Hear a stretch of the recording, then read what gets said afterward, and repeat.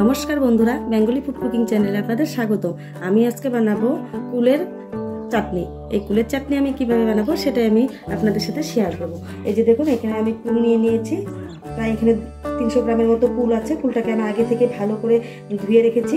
এখন আমি কুলটাকে এইভাবে ফাটিয়ে নিব, তাহলে আমি রান্না করার সময় গুড়, তারপর যা যা মশলা দেবো সবগুলো একদম ভেতরে ঢুকবে, খেতেও ভালো লাগবে। এখন আমি এইভাবে ফাটিয়ে দিচ্ছি সবগুলো কুলকে।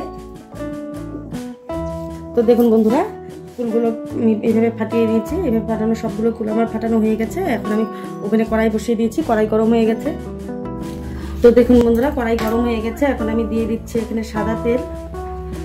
যেহেতু চাটনিতে বেশি তেল লাগবে না, তাই অল্প পরিমাণে তেল দিচ্ছি। তেল গরম হয়ে গেছে। এখন আমি দিয়ে দেবো এখানে একটা শুকনো লঙ্কা। ফোড়নের জন্য দিয়ে দিচ্ছি সর্ষে। এখানে আমি সাদা সর্ষে নিয়েছি, আপনারা কালো সর্ষেটাও দিতে পারেন। এখন আমি ফোড়নটাকে একটু ভালো করে ভেজে নেব।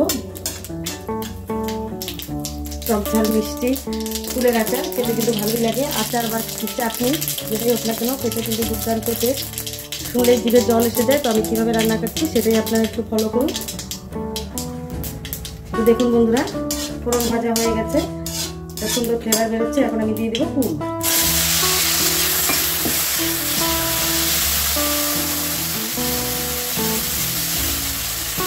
দিয়ে দিচ্ছি পরিমাণ মতো হলুদ গুঁড়ো, আর দিয়ে দিচ্ছি 1/2 চামচ লবণ। এখন আমি সব হলুদ আর লবণ ফুলের সাথে মিশিয়ে নেবো। মিশিয়ে আমি একটু ভাজা ভাজা করে নেবো।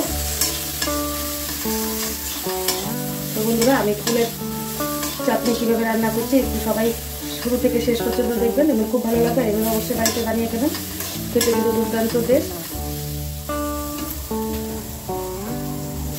তো দেখুন বন্ধুরা, ফুলগুলোকে আমি সামান্য পরিমাণ হালকা হালকা করে ভেজে নিয়েছি। এখন আমি দিয়ে দেবো সামান্য পরিমাণ জল দিয়ে একটা পাত্র দিয়ে ঢেকে দেবো, তাহলে ফুলগুলো ভালো সেদ্ধ হবে, খেতেও ভালো লাগবে। এখন আমি একটা পাত্র দিয়ে ঢেকে দিচ্ছি। 2 মিনিট আমি ঢেকে রাখবো।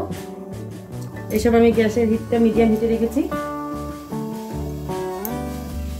তো দেখুন বন্ধুরা, 2 মিনিট পর আমি ঢাকনাটা তুলে নেব। জল প্রায় শুকিয়ে এসেছে, আমি একদম জলটাকে শুকিয়ে নেব। ফুলগুলো ভালো সেদ্ধ হয়ে গেছে দেখুন।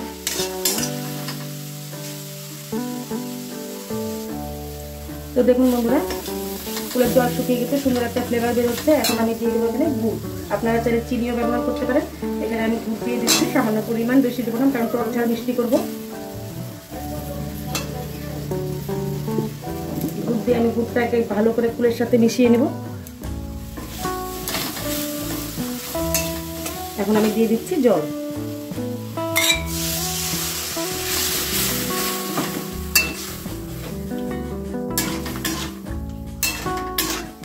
আর একটু জল দিয়ে দেবো।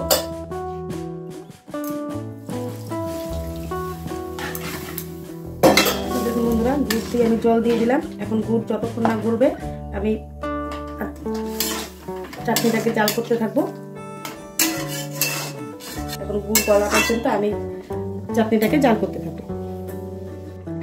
তো দেখুন বন্ধুরা, গুড় গলে গেছে। এখন আমি নামানোর আগে আমি একটু ভাজা মশলা অ্যাড করে দেবো, কারণ চাটনিতে ভাজা মশলা না দিলে ভালো লাগে না। এখানে আমি 1/2 চামচ ভাজা মশলা অ্যাড করছি। ভাজা মশলাটা আমি বানিয়েছি।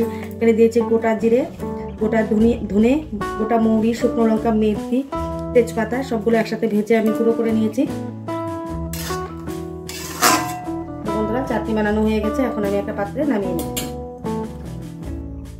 Thank you for watching this video.